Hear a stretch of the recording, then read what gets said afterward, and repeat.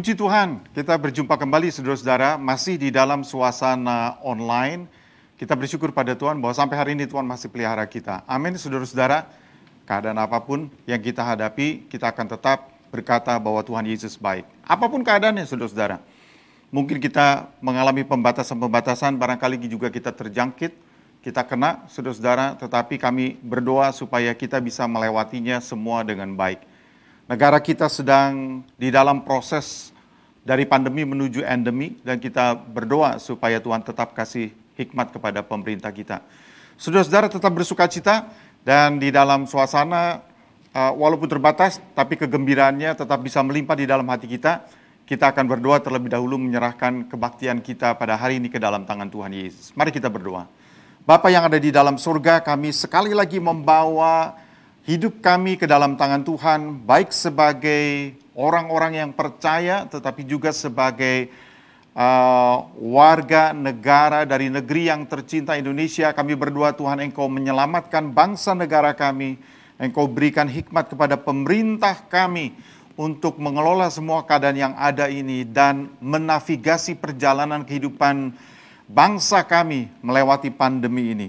Terima kasih Tuhan Yesus. Kami percaya rancangan-Mu, kami percaya jalan keluar, kami percaya kehendak Tuhan, dan kami percaya Tuhan yang terbaik selalu Tuhan munculkan dari keadaan-keadaan yang ada.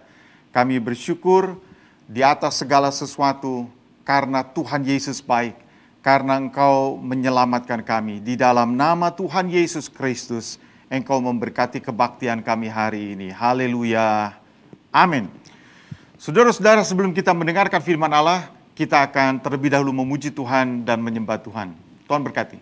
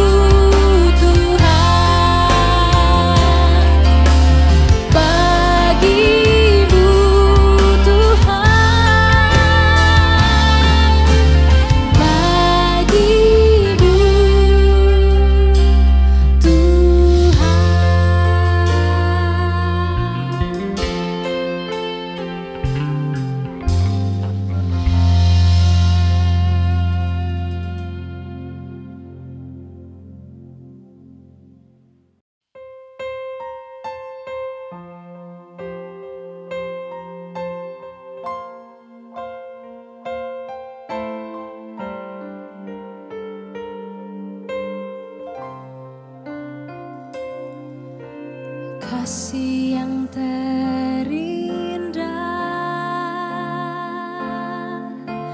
hati yang mulia,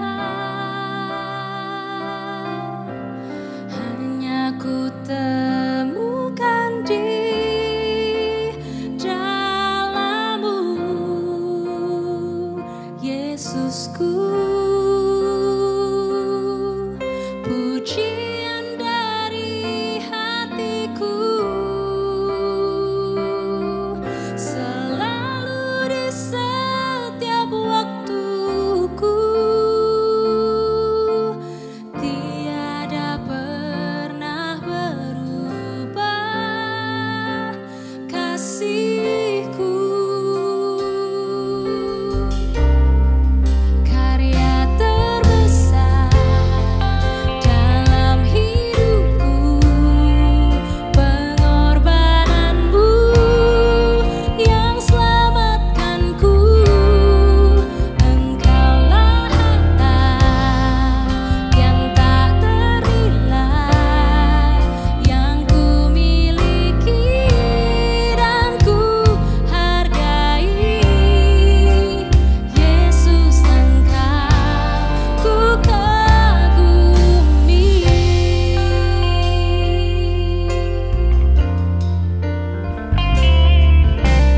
Kasih yang terindah, hati yang mulia, hanya ku temukan di dalam-Mu, Yesusku. Pujian dari hatiku, selalu di setiap waktuku, tiada pernah berubah kasih-Ku. Karya terbesar dalam hidupku, pengorbanan-Mu yang selamatkanku. Engkaulah harta yang tak ternilai, yang ku miliki dan ku hargai. Yesus, Engkau ku kagumi.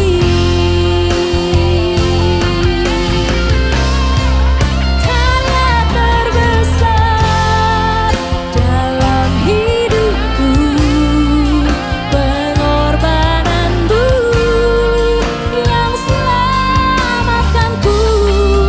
Engkaulah harta yang tak ternilai, yang ku miliki dan ku hargai.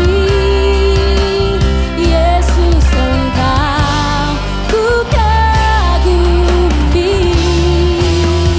Yesus, Engkau ku kagumi.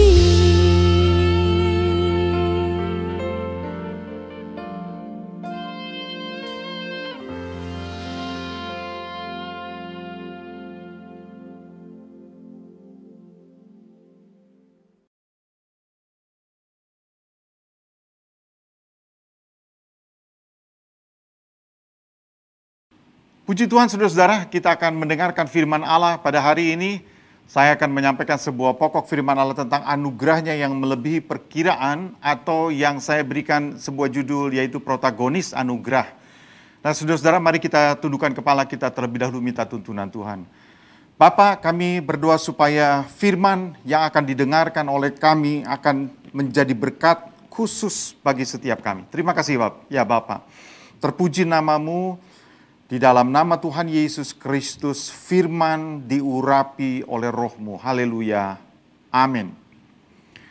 Saudara-saudara, kalau saya mengatakan bahwa kita adalah protagonis anugerah, yang dimaksud dengan protagonis itu begini, kalau kita di dalam melihat sebuah cerita atau film, biasanya ada yang disebut dengan tokoh-tokoh utama, ya tidak selalu satu, ya. Kadang-kadang kita lihat ada 2, ada 3 yang sangat menonjol sekali di dalam film. Yang utama mungkin, yang sangat utama 1. Tetapi yang lainnya ada juga yang utama, saudara-saudara, seperti mungkin 2 orang di dalam sebuah film action atau sebuah film drama dan seterusnya. Saudara-saudara, nah tokoh-tokoh yang kita sebutkan atau mereka yang menjadi tokoh-tokoh, bagian daripada tokoh-tokoh utama disebut sebagai protagonis. Nah, hari ini saya ingin menyampaikan kepada kita semua bahwa kita adalah protagonis anugerah. Mengapa? Karena kita telah menerima anugerah Tuhan, maka kita juga menjadi pemain-pemain utama dari penerapan daripada anugerah Allah. Nah, saya bacakan terlebih dahulu saudara-saudara di dalam Yohanes pasal yang ke-8, ayat yang ke-1 sampai ayatnya yang ke-11. Ya, saya akan bacakan begini firman Allah berkata, Yohanes 8, ayat 1 sampai ayat yang ke-11. Tetapi Yesus pergi ke Bukit Zaitun. Pagi-pagi benar ia berada lagi di bait Allah dan seluruh rakyat datang kepadanya. Ia duduk dan mengajar mereka. Maka ahli-ahli Taurat dan orang-orang Farisi membawa kepadanya seorang perempuan yang kedapatan berbuat zina. Mereka menempatkan perempuan itu di tengah-tengah, lalu berkata kepada Yesus, Rabi, perempuan ini tertangkap basah ketika ia sedang berbuat zina. Musa dalam hukum Taurat memerintahkan kita untuk melempari perempuan-perempuan yang demikian, maksudnya melempari dengan batu. Apakah pendapatmu tentang hal itu? Mereka mengatakan hal itu untuk mencobai dia supaya mereka memperoleh sesuatu untuk menyalahkannya. Tetapi Yesus membungkuk lalu menulis dengan jarinya di tanah. Dan ketika mereka terus-menerus bertanya kepadanya, ia pun bangkit berdiri lalu berkata kepada mereka, Barang siapa di antara kamu tidak berdosa, hendaklah ia yang pertama melemparkan batu kepada perempuan itu. Lalu ia membungkuk pula dan menulis di tanah. Setelah mereka mendengar perkataan itu, pergilah mereka seorang demi seorang, mulai dari yang tertua. Akhirnya tinggallah Yesus seorang diri dengan perempuan itu yang tetap di tempatnya. Lalu Yesus bangkit berdiri dan berkata kepadanya, Hai perempuan, di manakah mereka? Tidak adakah seorang yang menghukum kau? Jawabnya, tidak ada Tuhan. Lalu kata Yesus, aku pun tidak menghukum engkau, pergilah dan jangan berbuat dosa lagi mulai dari sekarang. Mungkin kalimat yang lebih tepat, jawabnya, tidak ada Tuhan. Lalu kata Yesus, aku pun tidak menghukum engkau, pergilah dan jangan berbuat dosa lagi mulai dari sekarang. Saudara-saudara, ini kisah yang diolah, telah disampaikan sedemikian rupa, begitu banyak khotbah yang disampaikan dari pokok seperti ini, oleh karena gambarannya sangat luar biasa ya, tentang seorang wanita yang kedapatan berzina. Dan ketika akan dihukum, maka diceritakan di dalam firman Allah, saudara-saudara, bahwa mereka bertanya, orang-orang yang akan menghukum itu, saudara-saudara, dengan berpatokan kepada apa yang diajarkan di dalam hukum Taurat, mereka bertanya kepada Yesus, ya, Guru, kira-kira apa yang harus kami lakukan dengan hal ini? Nah, tujuannya adalah mencobai Yesus, agar Yesus memberikan jawaban yang salah, saudara-saudara. Nah, kalau saudara-saudara perhatikan, ya, bahwa wanita itu sebenarnya tidak menduga, saudara-saudara, bahwa akhirnya bahwa Yesus melepaskan. Ya, jadi kalau saudara lihat bagaimana caranya Yesus melepaskan wanita yang kedapatan berzina, yang sebenarnya saudara-saudara tanpa diajukan kepada Yesus pada waktu itu, maka hukum diterapkan, hukum agama diterapkan kepada wanita ini, selesai sudah. Tetapi karena dibawa kepada Yesus, saudara, apa yang ditunjukkan oleh Yesus, sesuatu yang mengejutkan bagi wanita ini. Ia tidak menduga bahwa ia akhirnya dilepaskan, ia akhirnya terbebas, dan bukan hanya itu saja, saudara-saudara, ketika Yesus berkata, aku pun tidak menghukum engkau, ya, pergilah dan jangan berbuat dosa lagi mulai dari sekarang. Saudara-saudara, bagi wanita itu, kalau kalimat itu diberikan kepadanya, saudara-saudara melihat ajaran di dalam firman Allah bukan hanya bicara tentang suatu dosa yang tidak akan dilakukan atau diulang kembali. Bagi wanita yang telah dilepaskan pada waktu itu dengan Yesus mengatakan, aku juga tidak akan menghukum kau. Saudara-saudara, saudara perhatikan bahwa kalimat itu memiliki, harus dijawab dengan pengertian dan dijawab dengan kesadaran yang lebih tinggi daripada sekedar tidak mengulangi dosa yang sama.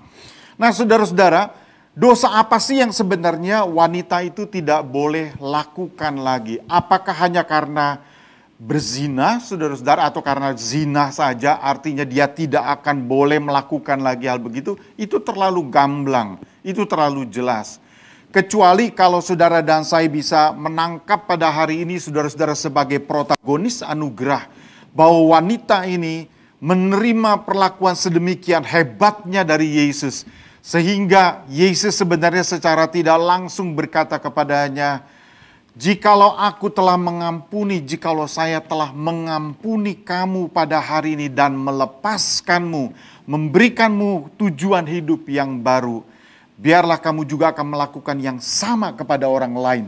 Nah, saudara-saudara, di dalam pengertian yang lebih dalam daripada sekedar berhenti berbuat zina, saya percaya bahwa skema yang ada di dalam pikiran Yesus yang mau dia terapkan kepada wanita ini adalah, semoga kamu sekarang mengerti jikalau aku memperlakukan kamu dengan kasih karunia, dengan anugerah, dengan kebaikan sedemikian rupa, maka perlakukanlah orang lain seperti aku memperlakukanmu juga. Nah, saudara-saudara, bukan hanya kisah ini yang sangat inspiratif bagi kita semua. Kalau saudara ingat di dalam ilustrasi yang diberikan oleh Yesus tentang anak yang bungsu dan anak yang sulung di dalam Lukas pasal yang ke-15.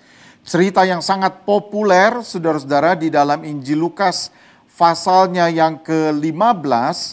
Saudara-saudara, dalam ayat yang ke-28 ya, di situ diceritakan tentang si anak yang sulung yang menjadi marah oleh karena dia dengar bahwa bapaknya telah menerima adiknya yang telah membawa harta ayahnya, haknya, kemudian pergi menghabiskan semua yang dia miliki dan pulang diterima begitu saja oleh ayahnya, oleh sang bapa. Saudara-saudara, sehingga dikatakan bahwa marahlah anak sulung itu ketika dia dengar dari pembantunya bahwa bapaknya sedang mempersiapkan sebuah pesta. Dan saudara-saudara, saya kira bahwa kita sebagai anak-anak Tuhan ya, sebagai anak-anak Tuhan, saudara-saudara, kalau Allah menunjukkan anugerah kemurahannya dalam arti, dalam wujud yang sepenuhnya, seperti gambarannya ketika dia menerima kembali anaknya yang bungsu. Saudara-saudara, seberapapun kesalahan yang dia buat, saudara-saudara, tetapi waktu berhadapan dengan bapaknya dan dia minta ampun kepada bapaknya, dia katakan bahwa aku telah berdosa terhadap sorga dan terhadap bapa. Saudara-saudara, kita tidak menemukan argumentasi dari sang ayah, sang bapa yang memakai kesempatan itu untuk barangkali memberikan pandangan-pandangannya kepada anaknya, saudara-saudara, tetapi di dalam kasihnya yang begitu dalam, dia menerima kembali anaknya dan mengembalikan posisi anaknya. Nah, saya ingin agar kita semua bisa mengerti bahwa anugerah Allah, kasih sayangnya, saudara-saudara, yang kita di dalam bahasa Alkitab kita kasih karunia Tuhan. Saudara-saudara, itu sesuatu yang sebenarnya melebihi daripada apa yang saudara dan saya bisa bayangkan. Dan kalau itu ditunjukkan oleh Bapa kita di surga, terus terang saja bahwa tentu banyak dari antara kita yang belum siap untuk menerimanya. Dan saudara-saudara, penggambaran anak yang sulung itu kan penggambaran dari orang yang katakanlah orang yang paling suci ya, orang yang paling bersih barangkali di dalam kerajaan surga. Seorang yang tidak pernah melakukan kesalahan, seorang yang di dalam hidupnya sepanjang hidupnya terus-menerus hidup dalam ketaatan kepada Tuhan. Walaupun saudara-saudara dia masuk di dalam kategori sebagai orang yang paling benar begitu ya di dalam kerajaan surga. Tetapi waktu Bapa kita yang ada di surga menunjukkan kasih karunia-Nya dengan mengampuni, menerima kembali, memulihkan, mengembalikan. Saudara-saudara, ternyata dia tidak siap untuk menerima itu. Dan dia komplain kepada bapaknya dan dia mengatakan, kenapa mesti begitu? Ya saudara-saudara, dia berkata bahwa telah bertahun-tahun aku melayani Bapa dan belum pernah aku melanggar perintah Bapa. Coba perhatikan saudara-saudara, betapa sempurnanya hidup dari anak yang sulung ini di mata bapaknya. Ya, tetapi sekali lagi dia tidak siap untuk menerima kenyataan bahwa Bapaknya begitu murah hati. Bukankah hal yang sama juga saudara-saudara temukan bahwa ketika Allah menunjukkan kasih karunia-Nya kepada bangsa-bangsa, saudara-saudara, ada juga nabi yang tidak terima seperti Nabi Yunus, saudara-saudara. Bukankah dia tidak siap untuk menerima kebaikan Tuhan ketika Allah mengampuni Niniwe, saudara-saudara. Nah, kita lihat bahwa memang kalau Allah menunjukkan anugerahnya, maka orang yang paling suci dalam rumahnya belum tentu siap untuk menerima kebaikan Tuhan atau anugerah Tuhan yang ekstrim. Saudara-saudara, kita juga lihat bahwa ketika Allah menunjukkan anugerahnya kepada kita, Allah sebenarnya mau mengajari kita sesuatu. Sama seperti ketika dia berkata, "Hai wanita, pulanglah dan jangan berbuat dosa lagi mulai saat ini." Saudara-saudara, kalimat itu kalau hanya sekedar untuk menceritakan bahwa jangan berzina lagi, itu terlalu polos. It doesn't make sense kalau Yesus hanya memaksudkan jangan berzina lagi ya. Saudara-saudara, itu terlalu polos. Kecuali saudara-saudara dia ingin agar wanita ini belajar sesuatu dari peristiwa yang telah ditunjukkannya pada hari itu, saudara-saudara. Dan juga sebagaimana ajaran di dalam firman Allah, saudara-saudara, sebagai golden rule bagi kita semua yang di setiap barangkali hubungan antar manusia, itu juga yang dikatakan oleh Yesus di dalam Matius 7 ayat yang ke-12 berkata begini, "Segala sesuatu yang kamu kehendaki supaya orang perbuat kepadamu, perbuatlah demikian juga kepada mereka. Itulah isi seluruh hukum Taurat dan kitab para nabi." Nah, Yesus ingin agar kita bisa belajar menangkap pesan penting dari semua yang ditujukan di dalam kasih kemurahannya. Saya tidak bicara tentang sesuatu yang harus dipertanggungjawabkan secara hukum dan seterusnya. Tetapi di dalam pergaulan kita, hidup kita sebagai anak-anak Tuhan, saudara-saudara, dikatakan bahwa kita harus memperlakukan sesama kita akhirnya seperti Allah memperlakukan kita. Betul nggak, saudara-saudara? Cobalah renungkan perkataan-perkataan ini, saudara-saudara. Tidak mungkin kalau Allah melakukan sesuatu bagi umatnya dan itu terjadi hanya untuk kepentingan apakah itu mengampuni, menolong, membuka jalan, saudara-saudara. Dan saudara-saudara bisa bayangkan kalau hanya sebatas itu saja, betapa pendeknya cara berpikir yang dimiliki oleh Allah. Tetapi kalau Allah menunjukkan kepada kita dari semua contoh-contoh yang ada, saudara-saudara, peristiwa-peristiwa yang terjadi, sebenarnya dia ingin berkata kepada kita bahwa sebagaimana saya memperlakukan kamu, maka kamu juga harus bisa memperlakukan orang lain. Tantangannya sangat berat, saudara-saudara. Itu bukan sesuatu yang gampang kan?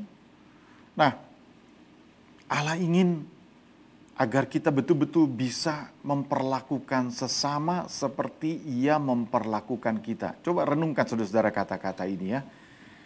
Dia pingin agar kesadaran itu ada di dalam hati kita, itu sebabnya berbagai contoh ditujukannya kepada kita.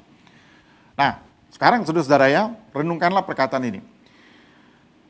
Anugerah Allah diberikan kepada kita itu bukan oleh karena kita memohonnya.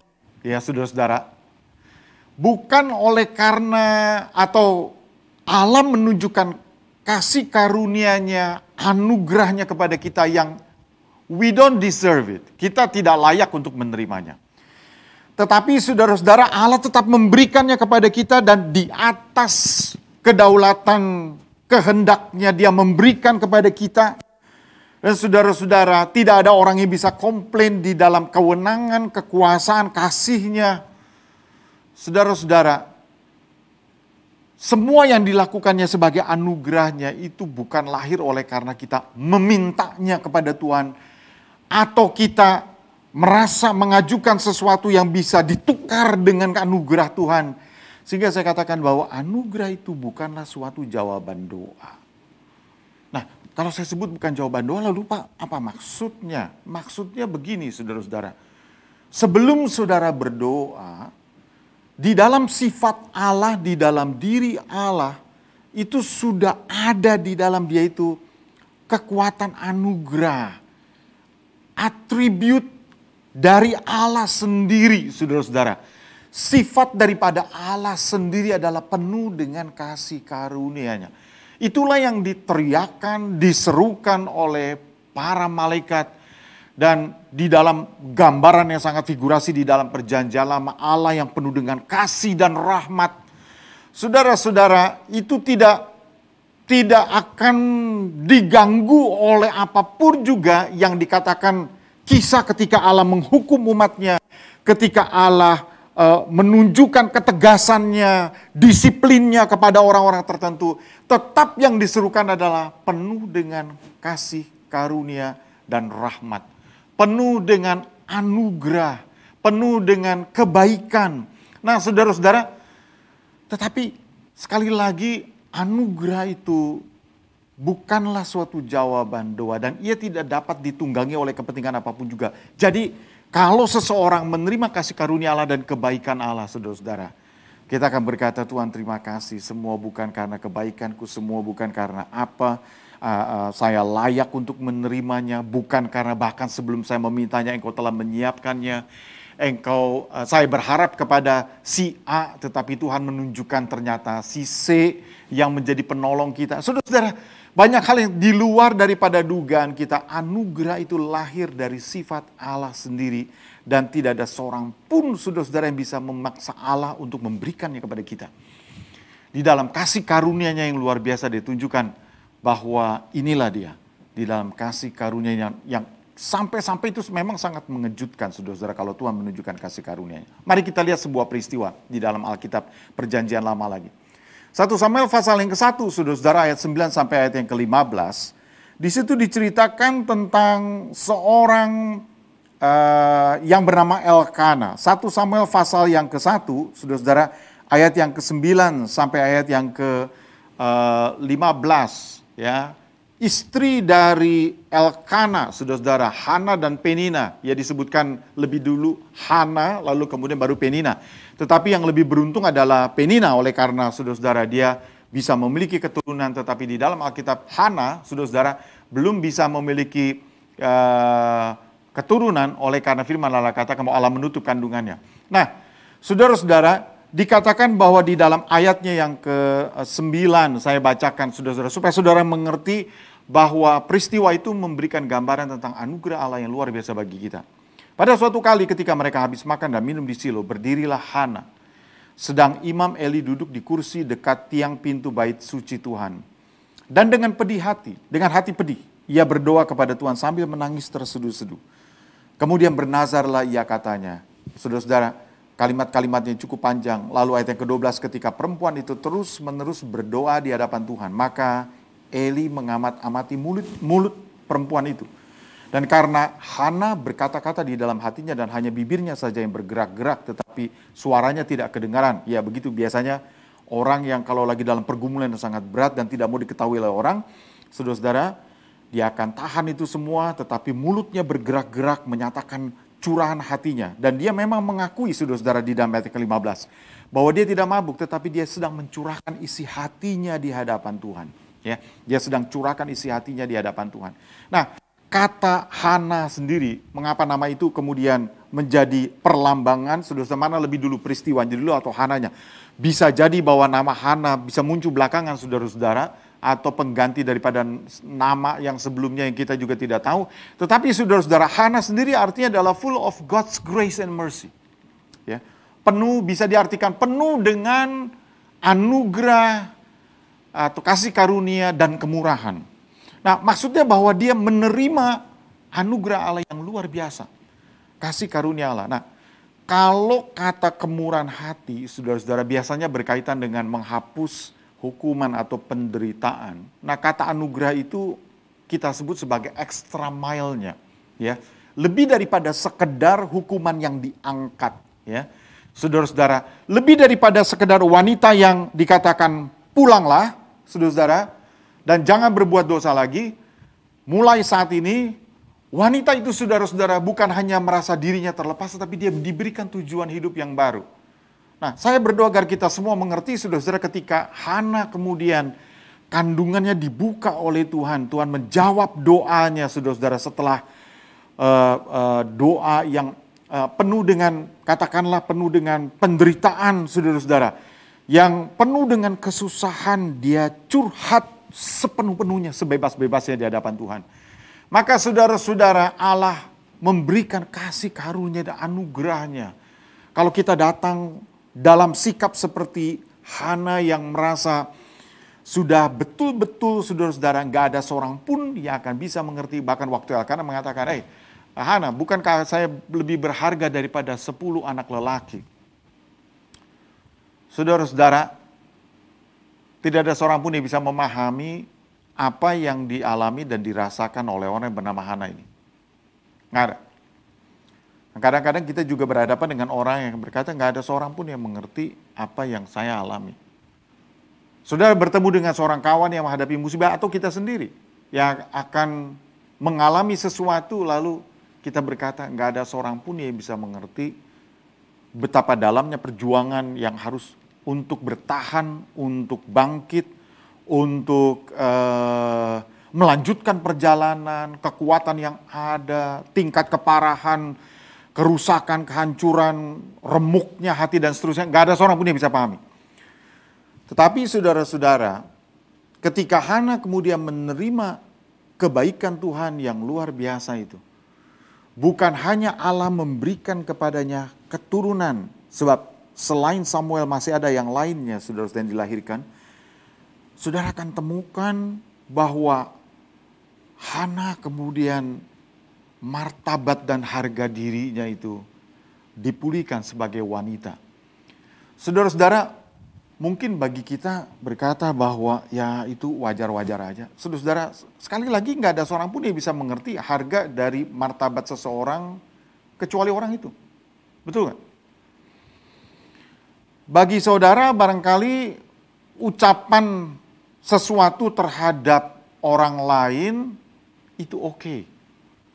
Ucapan kita terhadap si A itu kedengarannya oke. Tetapi bagi orang itu saudara-saudara belum tentu. Itu sebabnya mengapa kalau kita katakan bahwa anugerah Allah bagi Hana itu extra mile. Bukan hanya sekedar Tuhan memberikan kepadanya anak-anak saudara-saudara. Tuhan memulihkan martabat dan harga dirinya sebagai wanita. Sehingga kata firman Allah bahwa hatinya saudara-saudara begitu gembira, bersyukur. Dan dia sudah berjanji bahwa kalau Tuhan memberikan kepadanya anak, saudara-saudara, maka anaknya itu akan dibawa sebagai dipersembahkan untuk melayani Tuhan. Komitmen yang luar biasa yang diberikannya saudara-saudara karena dia tahu bahwa perasaan itu saudara-saudara waktu dia wujudkan janjinya itu, mengapa begitu tidak terlalu artinya saudara-saudara tidak terlalu, kalau saudara lihat tidak terlalu berat ya.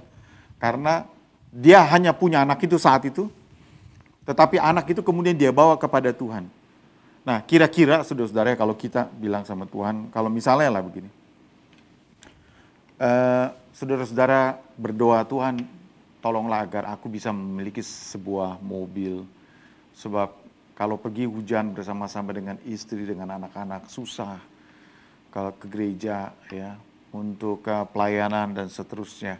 Lalu Allah memberikan kepada saudara-saudara sebuah mobil. Dan saudara-saudara, kadang-kadang mobil itu kemudian di dalam hati kita, mobil itu adalah jawaban doa yang Tuhan berikan kepada kita. Sehingga keluarga kita tidak menjadi kesusahan.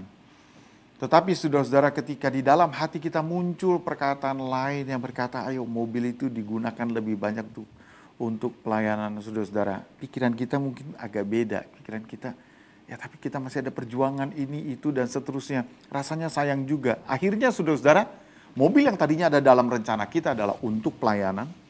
Saudara lihat akhirnya apa yang terjadi? Ya. Ide tentang pelayanan itu bisa hilang tuh. Ya. Kita mulai lupa. Bahkan ide untuk, seandainya ada orang yang susah aku akan menolong. Belum tentu jadi saudara-saudara. Nah, itulah yang saya katakan bahwa akhirnya orang membuat pilihan, ya, melupakan apa yang dia katakan dan dia janjikan pada awalnya. Beda dengan Hana. Kalau saudara perhatikan ya, dia mendapatkan seorang anak, lalu dia bawa anak itu kepada Imam Eli. Pertanyaan saya adalah, keberatan hati apa yang ada pada dia? Saudara nggak akan baca. Mengapa begitu? Poinnya barangkali lebih jelas kalau saudara bisa ngerti bahwa memang di dalam perjuangan dia bukan hanya soal anak, saudara. Martabat dia sebagai wanita, itu yang bagi dia sangat penting yang telah dia dapatkan sejak Tuhan memberikan anugerah. Nah, saudara-saudara, anugerah Tuhan, ya Tuhan berikan kepada kita, tetapi kadang-kadang ya saudara-saudara, kita ini bisa lupa sesuatu bahwa sebenarnya Tuhan itu telah mengatakan kepada kita dalam kalimat seperti ini. Kalau kamu mengampuni kesalahan orang, maka Bapamu yang di surga akan mengampuni kamu juga. Ya, sampai di situ, oke, clear. Tetapi kalimat berikutnya saudara-saudara yang berkata begini, tetapi jikalau kamu tidak mengampuni orang, Bapamu juga tidak akan mengampuni kesalahanmu. Kita akan sedikit berpikir begini, anugerah, kalau anugerah itu ya sudah, berhenti sebagai anugerah saja. Ya, saudara-saudara, betul, anugerah adalah anugerah. Tetapi saudara-saudara, saya ingin agar kita menyadari sesuatu nih. Begini, Tuhan itu mudah melupakan kesalahan kita, mudah. Sejauh timur dari barat dia jauhkan kita dari kesalahan kita. Tetapi kita jangan buat Allah mengingat terus-menerus kesalahan kita. Atau kita membuatnya mengingat terus-menerus kesalahan kita. Dengan cara kita tidak mengampuni orang. Saudara-saudara, itu yang pertama. Dan yang kedua, kita sampai percaya betapa menderitanya kita karena perbuatan orang. Saudara-saudara, kalau kita tidak mengampuni kesalahan orang, maka kita sebenarnya sedang memberikan pasokan kepada Allah supaya Allah mengingat kesalahan kita. Dan kalau kita, saudara-saudara, terus-menerus berkata bahwa betapa menderitanya kita karena perbuatan orang, maka kita juga sedang memberi pasokan kepada pikiran Allah untuk mengingat selalu kesalahan kita. Nah, bukankah saudara dan saya ingat perkataan begini, apa yang kamu ikat di bumi ini akan terikat di surga, apa yang kamu lepaskan di bumi ini akan terlepas di surga. Ingat hukum ini, saudara-saudara. Bahwa dalam hidup ini, kalau kita bicara tentang anugerah, kalau Allah telah memberikan pengampunannya kepada kita, saudara ingat kita adalah protagonis anugerah. Saudara dan saya diminta seperti wanita yang kedapatan berzina itu, mulai hari ini, jangan berbuat dosa lagi. Sekali lagi saudara-saudara, jangan tangkap hanya kata dosa itu berarti jangan berzina lagi. It's too plain, terlalu jelas. Kecuali ada sesuatu yang dimaksudkan dikandung di dalam perkataan tersebut. Saudara-saudara, sebagai protagonis anugerah Tuhan, ya, saya bisa katakan bahwa sepanjang hidup kita, kita adalah pemeran terbaik dari kebaikan Allah pada orang lain. Ya karena kita sudah menerima anugerah Tuhan sepanjang hidup kita. Sepanjang hidup saudara dan saya. Saudara bisa bayangkan nggak di dalam status kita pendosa ketika kita katakan sayalah yang bersalah dan ampunilah saya. Sikap itu yang kita bawa setiap hari. Sikap kerendahan hati di hadapan Tuhan untuk tidak menolak saudara-saudara dan kemudian berkata sayalah bersalah ya dan ampunilah saya. Dan saudara-saudara kadang-kadang kita juga akan berkata kiranya Tuhan mengampuni saudara seperti Ia mengampuni saya. Dalam status sebagai orang yang telah dibenarkan oleh Tuhan, kita masih bisa berkata kepada sesama kita, kiranya Tuhan mengampuni saudara seperti Ia mengampuni saya. Kita sadar bahwa kita juga diampuni oleh Tuhan. Dan sebagai sesama pendosa barangkali saudara-saudara ya kita akan berkata begini, tidak ada yang sempurna dalam dunia ini. Kita semua sudah diampuninya. Mari kita maju bersama-sama. Semua perkataan-perkataan yang mestinya ada di dalam hidup kita sebagai protagonis anugerah. Kita adalah penerima anugerah, kita adalah pelaku anugerah, dan kita harus menunjukkan anugerah itu saudara-saudara, oleh karena Allah telah melakukannya bagi kita. Saudara tahu apa artinya anugerah itu saudara-saudara? Ingat begini ya, satu hal yang jangan sampai kita lupa nih saudara-saudara, kemana saja kita pergi, kesaksian ini, itu, dan seterusnya. Ingat nih, kalau kita betul-betul mengerti anugerah, artinya tidak ada orang yang menderita dan berkorban lebih atau melebihi Yesus.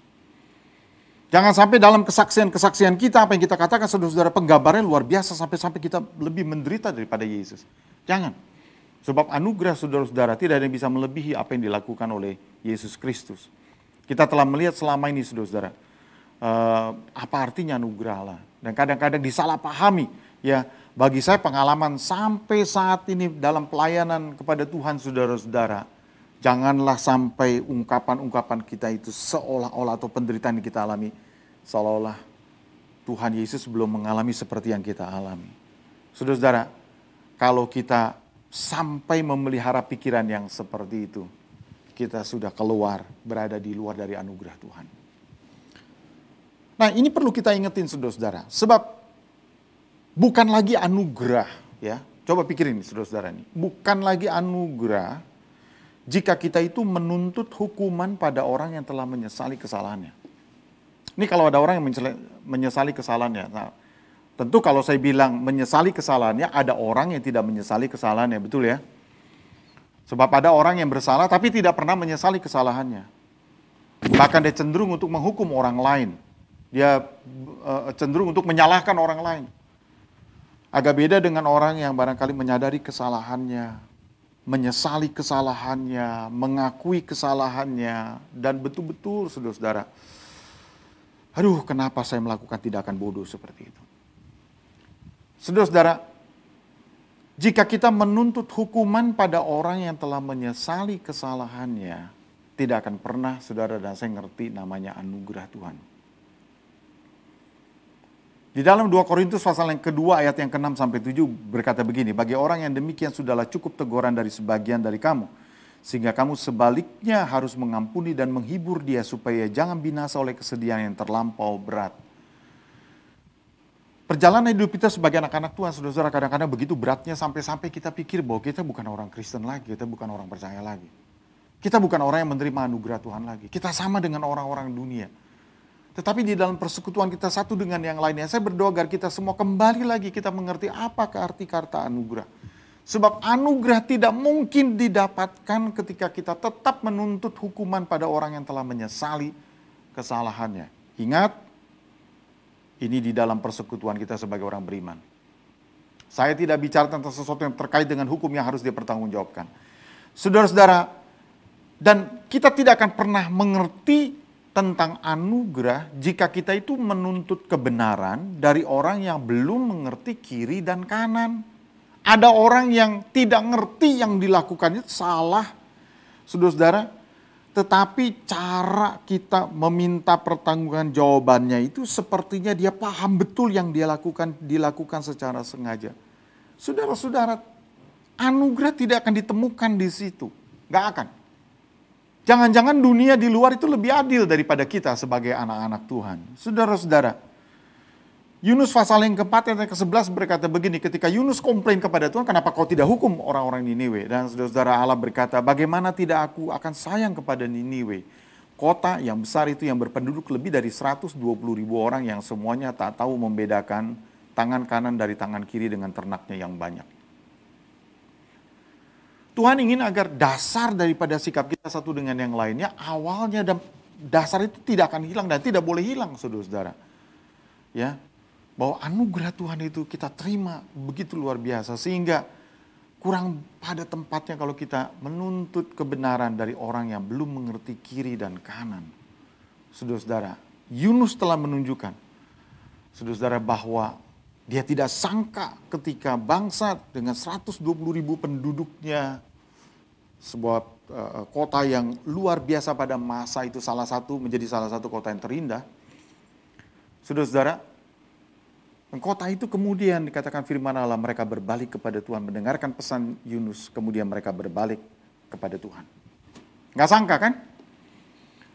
Kenapa saudara-saudara? Karena mungkin saja Yunus sudah tidak terbiasa lagi melihat orang bertobat. Dia tidak tahu bahwa orang sebenarnya kalau dia diberikan teguran yang ringan saja bisa sadar. Ya. Dan saudara-saudara, tetapi kalau kita menuntut kebenaran dari orang yang belum mengerti kiri dan kanan, kita tidak akan pernah menemukan anugerah Tuhan. Anugerah ditunjukkan oleh Tuhan secara luar biasa kepada orang-orang yang tidak bisa mengerti kiri dan kanan. Dan kita tidak akan pernah bisa mengerti anugerah, saudara-saudara, jika kita menuntut orang mengerti betapa besar pengorbanan kita untuk mereka. Saudara dan saya tidak akan mengerti anugerah Tuhan. Saudara-saudara, Paulus mendaftarkan ya di dalam 2 Korintus pasal yang ke-11 itu tentang semua yang telah dilakukan ya saudara-saudara. Tetapi di dalam salah satu perkataan itu, di dalam ayat yang ke-30 dan 31 dia berkata begini, jika aku harus bermegah, saudara-saudara, dia tidak akan bermegah di atas poin-poin yang telah ditunjukkan, enggak akan. Aku bermegah akan atau di atas kelemahan-kelemahanku. Saudara-saudara, dia bukan orang hebat karena dia bisa lolos dari itu semua, karena semua perbuatan Tuhan dan anugerah Tuhan. Dan dia, kalau dia mau bermegah, saudara-saudara, enggak ada yang bisa dia megahkan. Dia pingin agar Allah yaitu Bapa Tuhan kita yang terpuji sampai selama-lamanya. Saudara-saudara, itu yang akan dipuji. Nah, jika kita menuntut orang sampai mengerti betapa besarnya pengorbanan kita untuk mereka, saudara nggak mengerti apa itu anugerah. Anugerah itu, saudara-saudara, sampai-sampai ketika saya sedang merenungkan ini, saya pikir begini. Orang yang dikirim oleh Tuhan kepada kita untuk menolong kita, berkorban untuk kita, mungkin di dalam sebuah peristiwa, dia tiba-tiba melakukan sesuatu, saudara-saudara. Dan dia tidak pernah menunjukkan apa-apa dan menunjukkan kepada kita betapa dia berkorban dan seterusnya. Seolah-olah kita dengan mudah begitu melupakannya, saudara-saudara. Walaupun pengorbanan itu luar biasa dan besar, bisa saja kita terlupa dan melupakannya. Nah, saya pikir orang itu adalah angel. Orang itu adalah malaikat. Mengapa, saudara-saudara? Oleh karena sungguh kalau kita ingin hidup sebagai anak-anak Tuhan yang mengerti kata anugerah, anugerah itu hanya dimungkinkan kalau kita tidak perlu mengungkit, tidak akan mengungkit-ungkit betapa besarnya pengorbanan kita pada orang lain.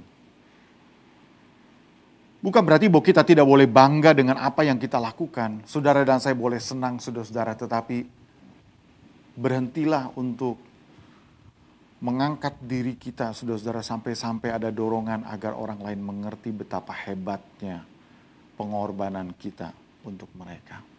Saya kira pada satu kali, saudara-saudara, ya, ketika Tuhan memberikan perkataan hikmat kepada saya agar menuliskan perkataan ini, ya, kemudian saya tuliskan di dalam buku harian saya secara elektronik.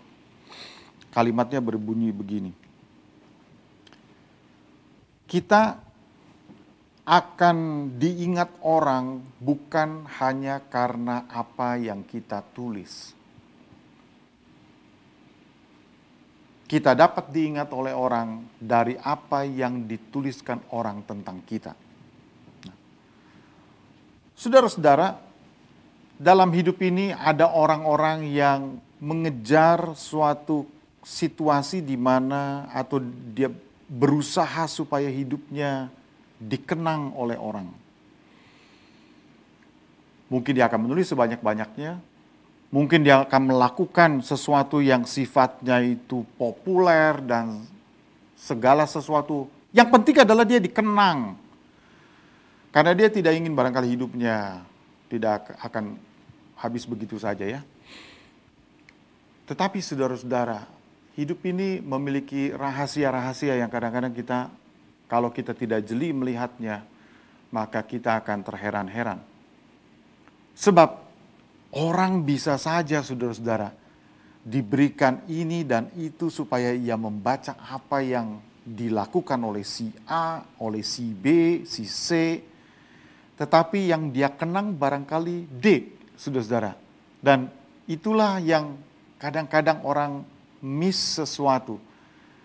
Saudara-saudara, saya percaya bahwa kita semua sebagai anak-anak Tuhan sadar ketika Yesus, mari kita lihat gambarannya tentang Yesus saja. Saudara-saudara tahu bahwa Yesus memang tidak menyuruh muridnya untuk menuliskan perkataan-perkataannya. Betul ya, saudara-saudara, ya. Tetapi itu melekat di dalam hati para muridnya yang kemudian sampai hari ini setelah 2000 tahun diulas, dibahas, saudara-saudara, luar biasa. Bahkan Paulus tidak menuliskan tentang dirinya, yang Paulus tulis adalah tentang Yesus, anak Allah. Saudara-saudara, jadi saudara lihat bahwa kita tidak perlu untuk menunjukkan betapa korban yang sangat besar dari hidup kita. Sudah lupakan. Lakukan saja yang semestinya, lakukan saja yang memang harus kita lakukan. Selebihnya urusan Tuhan. Amin, saudara-saudara. Urusan Tuhan. Promosi urusan Tuhan. Dikenang urusannya Tuhan. Lakukan saja yang semestinya, yang pantas kita lakukan. Dan saudara-saudara, yang terakhir yang saya ingin sampaikan kepada kita semua. Bahwa kita tidak akan mengerti anugerah Tuhan jikalau kita lupa bahwa kita ini sebenarnya adalah orang-orang yang telah diampuni oleh Tuhan. Pemberi maaf itu, yaitu kita protagonis anugerah. Ini kita menjadi pemberi maaf. Ingat saudara-saudara, kita tidak bisa menyampaikan atau mengatakan kita memaafkan orang lain, tapi lupa posisi kita bahwa sebenarnya kita awalnya kita adalah orang-orang yang telah diampuni. Orang-orang Israel dilatih oleh Tuhan bahwa kamu menerima orang-orang asing di tengah-tengahmu. Ingatlah dulu kamu juga adalah orang asing. Supaya apa? Rendah hati. Supaya kita ini rendah hati, saudara-saudara. Sebagai anak-anak Tuhan. Kalau saudara sudah merasa diri kita ini benar. Kalau kita sudah merasa diri kita itu hebat. Ingat saudara-saudara. Siapa kita sebenarnya? Saya berdoa agar kita sebagai anak-anak Tuhan. Ingat. Sebagai pemberi maaf. Ada saat di mana dalam hidup kita akan berada di dalam posisi pemberi maaf. Ingat, pemberi maafnya ini telah dimaafkan lebih dahulu oleh Tuhan. Amin, saudara-saudara. Disitulah kita harus rendah hati di hadapan Tuhan. Betul-betul mengatakan, Tuhan Yesus, tolong saya. Saudara-saudara, itu yang Tuhan katakan gini. Sembuhkanlah orang sakit, bangkitkanlah orang mati, tahirkanlah orang kusta. Usirlah setan-setan. Kamu telah memperolehnya dengan cuma-cuma, karena itu berikanlah pula dengan cuma-cuma. Coba saudara renungkan perkataan ini. Ya, mengapa saudara harus melakukan kepada orang yang baik oleh karena saudara diperlakukan baik? Mengapa saudara memaafkan orang? Karena saudara dimaafkan oleh Tuhan. Mengapa saudara mengampuni orang? Karena saudara diampuni oleh Tuhan. Mengapa saudara menolong dengan kemurahan hati? Karena Allah berkemurahan hati kepada saudara. Saudara-saudara, kita pemberi maaf itu sudah dimaafkan lebih dahulu oleh Tuhan. Maka sikap kita akan sangat beda sekali waktu kita melepaskan pengampunan bagi orang lain. Bukan sebagai orang benar, tapi sebagai orang yang telah diampuni lebih dahulu oleh Tuhan. Saya berdoa agar kita semua mengerti, saudara-saudara, kita adalah protagonis anugerah dalam perjalanan hidup kita semua. Saudara dan saya adalah orang-orang yang berperan untuk menunjukkan kasih karunia Allah bagi dunia ini. Mari kita semua tundukkan kepala di hadapan Tuhan. Haleluya, haleluya. Bapa yang ada di dalam surga, anak-anak-Mu telah mendengarkan kebenaran firman-Mu, tantangan yang ada di depan kami memang tidak mudah. Ketika kami sudah mulai berada di dalam kegiatan-kegiatan kami, kadang-kadang Tuhan kami lupa lagi dengan apa yang Kau ajarkan di dalam prinsip kebenaran yang Kau tunjukkan kepada kami. Engkau telah memberikan kasih karunia-Mu, Engkau telah menunjukkan anugerah-Mu, Engkau telah menunjukkan kebaikan-Mu yang luar biasa, yang sulit dimengerti oleh orang yang paling benar di dalam kerajaan-Mu. Dan Tuhan, kami berdoa supaya kami akan tetap berpegang teguh dengan apa yang telah Kau ajarkan dan tunjukkan kepada kami. Biarlah para penerima anugerah Tuhan akan menjadi protagonis anugerah. Kami adalah pelaku-pelaku utama anugerah Tuhan kepada sesama.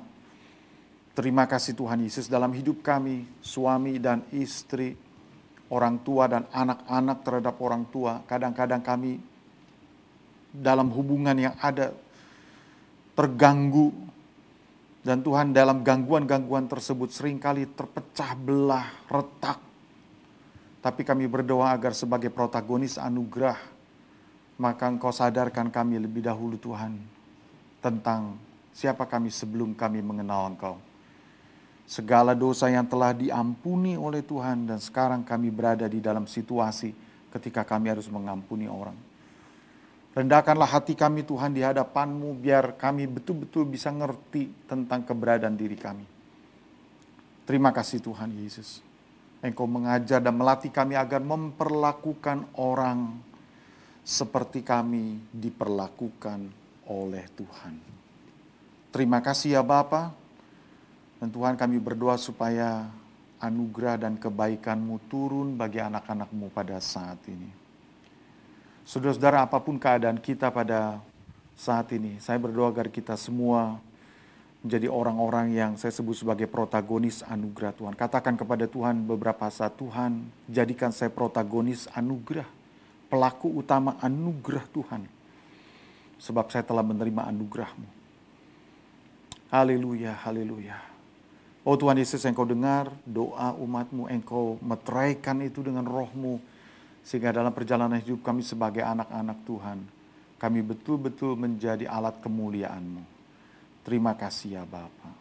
Kalau ada hubungan yang retak, hubungan yang tidak baik, yang ada di dalam keluarga, satu dengan yang lainnya Tuhan, limpahi dengan anugerah-Mu sekali lagi. Dan limpahi Tuhan pikiran kami dengan keterbukaan, supaya kami bisa dengar firman-Mu dengan baik. Terima kasih Tuhan. Terima kasih, anak-anak-Mu akan dipenuhi dengan pengampunan, anak-anak-Mu akan dipenuhi dengan anugerah, anak-anak-Mu akan dipenuhi dengan kasih sayang, dengan kemurahan hati. Bapa di surga, dunia memerlukan para protagonis anugerah yang melambangkan Kristus yang berjalan di muka bumi ini. Haleluya. Saudara-saudara, mari kita mengangkat kedua tangan kita di hadapan Tuhan untuk menerima berkat dari Tuhan. Saudara-saudaraku yang kekasih, terimalah berkat anugerah yang dari Allah Bapa, cinta kasih di dalam Tuhan Yesus Kristus, dan persekutuan oleh Roh Kudus menyertai kita semua mulai saat ini sampai Maranatha Tuhan datang kembali. Haleluya. Amin. Puji Tuhan saudara-saudara, kita bersyukur pada Tuhan bahwa kita telah mengakhiri kebaktian kita. Kiranya pesan firman Allah telah sampai kepada kita, protagonis anugerah. Dan saudara-saudara, berjalanlah dalam hidup ini dengan semangat. Percayalah bahwa kita tetap bisa menjadi berkat bagi orang lain di tengah-tengah keterbatasan yang ada. God bless.